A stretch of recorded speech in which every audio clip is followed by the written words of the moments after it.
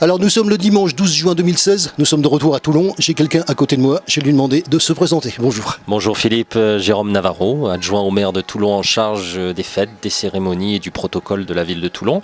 Et puis accessoirement aussi président de la régie des installations touristiques du Mont-Faron, de notre beau téléphérique et organisateur de cette 13e édition de Vivement Dimanche au Faron, le village nature, sur le toit de Toulon, au sommet de Toulon, cette belle fête tournée vers les familles, vers les enfants, vers les plus jeunes. On va quand même faire une petite parenthèse personnelle puisque la dernière fois qu'on s'est vu, c'était pour le marché de Noël 2015. C'était un marché particulièrement réussi. Entre-temps, on aurait dû se voir en avril. On ne s'est pas vu pour des questions, je vais le dire. J'ai été malade, ça arrive quelquefois. On a eu une manifestation que vous connaissez, vous l'organisez. Ça s'appelle le Salon du Jardin. Alors, ça a un petit peu changé de nom, vous me l'accorderez. Vous savez que c'est quelque chose que j'adore. Je l'ai déjà dit, je le redis. La première question, et avant qu'on passe à la manifestation du Faron, j'ai envie quand même, puisqu'on n'a pas pu y assister pour les raisons que je vous ai dit, j'aimerais quand même qu'on parle un petit mot de cette fête du jardin qui, bien sûr, a un autre nom. Le Salon du Jardin gourmand et durable, qui pour la deuxième année, c'était la deuxième édition, c'est-à-dire toujours cette foire aux plants, toujours la beauté des plantes, toujours le potager, les fleurs, l'émerveillement de la nature, mais pour s'ouvrir au plus grand nombre, puisque c'est vraiment le souhait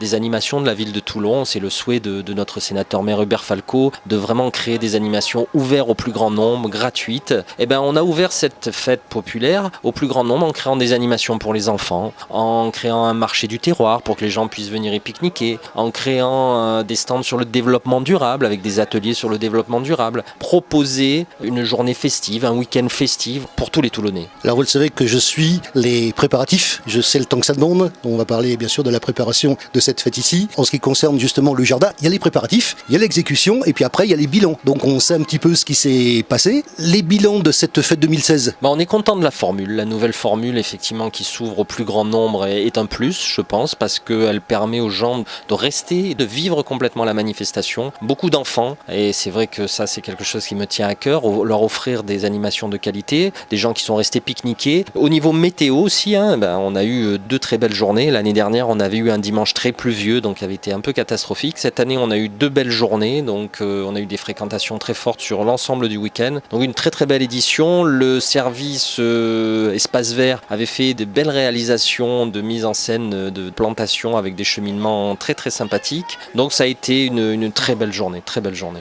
On est donc reparti sur cette nouvelle édition, Vivant Dimanche au Faron. Vous savez que je connais votre équipe, puisque vous m'avez permis de la connaître. On retrouve déjà en montant des gens qu'on connaît, qu'on apprécie, qui vous entourent, parce que vous n'êtes pas tout seul. On va aussi parler, je reparle de l'équipe dans quelques instants, il y a quelque chose qui me revient en tête, parce que je voulais aussi qu'on parle, parce que c'est quelque chose que j'ai constaté vous concernant. Vous avez donc une relation particulière avec vos exposants. Je l'ai vu à de nombreuses occasions, au niveau de la fête de Noël, au niveau de d'autres manifestations. Moi, j'aimerais que vous me disiez, en tant qu'organisateur, c'est aussi à ce titre que je vous interviewe, quelle est la relation particulière que vous avez avec vos exposants? Écoutez, en fait, ce qui se passe, c'est, je crois que je prends tout simplement mon travail à cœur et que pour qu'une manifestation soit réussie, il faut qu'il y ait un public divers, varié, nombreux. Il faut qu'il y ait des exposants de qualité, des gens qui proposent des attractions, qui proposent de l'artisanat, qui proposent du terroir, qui proposent des animations pour les enfants. Il faut qu'ils s'approprient cette manifestation, il faut des bénévoles. Vous en parliez Philippe, c'est quelque chose d'essentiel. Je voudrais les mettre à l'honneur parce que si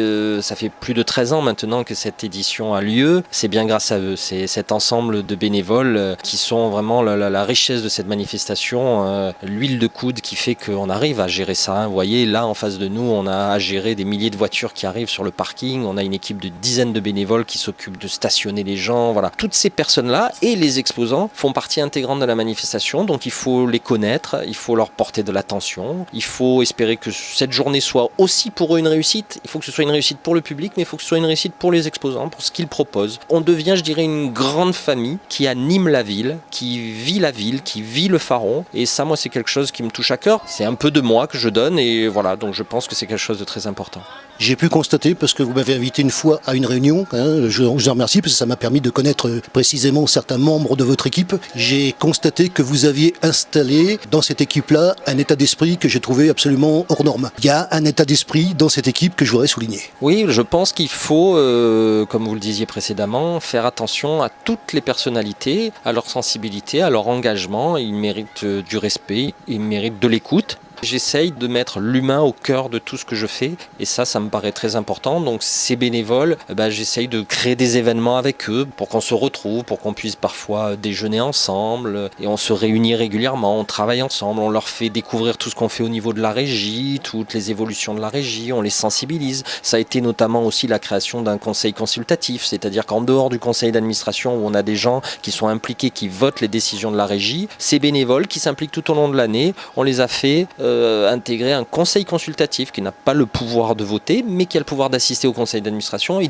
d'écouter tout ce qui se fait, toute la vie de la régie, d'y être impliqué, d'y être intéressé. Il le mérite puisque tout au long de l'année, il participe aux événements bénévolement. Cet événement, c'est aujourd'hui. C'est donc Vivement Dimanche au Faron, édition 2016. Vous êtes présent déjà depuis de bonne heure, vous me l'avez dit. Comment s'est passée cette préparation, très succinctement, et comment se passe cette mise en place avec l'inauguration qui aura lieu dans une heure, je pense. Déjà votre regard sur l'édition 2016. Alors une animation, ça vit, ça évolue, c'est vrai que ça fait 13 ans maintenant. Depuis 3 ans, on a associé la thématique à une thématique déguisée, à une thématique tournée vers l'univers de l'enfant et du déguisement autour de l'enfant.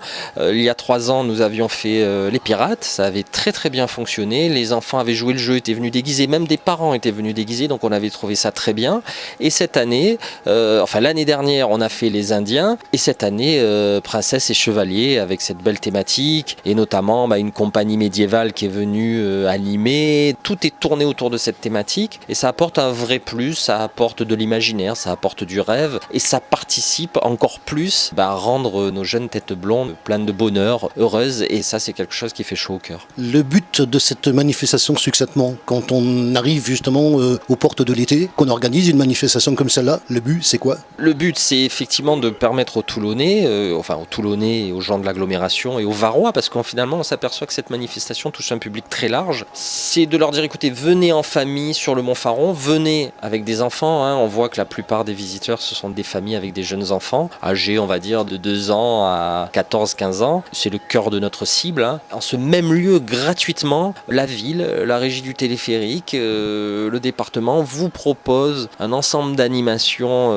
féeriques pour vos enfants, de belles expériences, ils vont apprendre des choses, ils vont s'amuser, ils vont se balader dans les arbres, vivre des scènes, ils vont vraiment construire, animer, il y a un atelier poterie, il y a un atelier château fort, passer une journée exceptionnelle, il n'y a rien de plus beau que d'offrir ça à des enfants. On va parler également de l'environnement dans lequel on est parce que nous sommes au sommet du Mont Faron, vous me l'avez dit l'année dernière, il y a donc des travaux au niveau du mémorial, ça y est, c'est commencé. L'objectif aussi de cette manifestation, je tiens à le redire, c'est de faire redécouvrir le Mont Faron.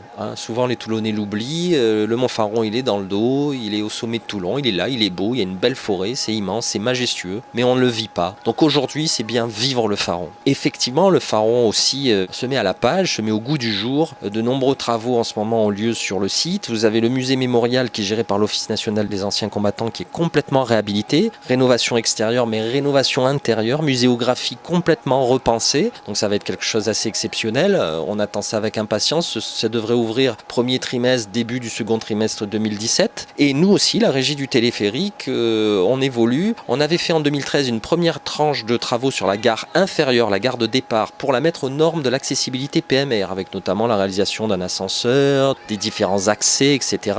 Donc cette tranche-là a été terminée. Nous passons maintenant en 2016 sur la tranche supérieure. Nous faisons de gros travaux sur les gares hautes qui vont être complètement réhabilitées, repensées, réunies. On va créer un point de vue est et un point de vue ouest qui vont être complètement accessibles en fauteuil et pour toutes les personnes à mobilité réduite. Donc ça va être un très très beau projet qui va apporter aussi quelque chose esthétiquement et design de beaucoup plus sympathique, de beaucoup plus intégré et qui va donner lieu à vivre ces gares. Et enfin, début 2017 aussi, nous y travaillons. Je pars pas loin de Chambéry lundi prochain avec mes équipes techniques. L'entreprise attributrice du marché public que nous avons lancé pour la reconfection des cabines. Les cabines du téléphérique de Toulon qui arrivent en fin de vie et que nous allons complètement refaire, qui vont être, je dirais, à la fois ressembler aux anciennes, mais à la la fois être un petit peu plus moderne, garder nos racines, notre histoire, mais rentrer dans la modernité. Donc là aussi, je ne vous dévoile pas tout, mais ce sera vraiment quelque chose de très très sympathique.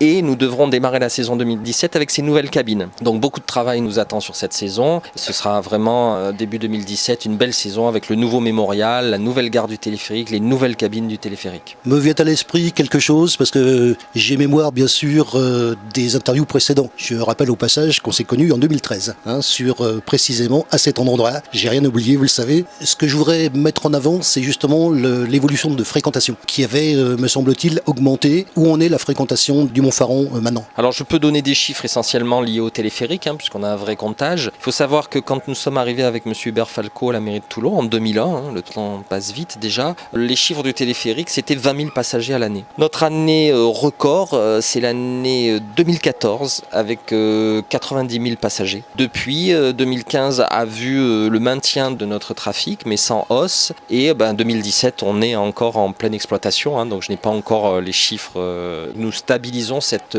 hausse fulgurante qu'a connue le téléphérique. Il faut savoir que le site reste aussi très fréquenté. Une des études de Toulon-Provence-Méditerranée sur le comptage automobile nous donnait une fourchette de à peu près 350 000 visiteurs à l'année sur le Montfaron.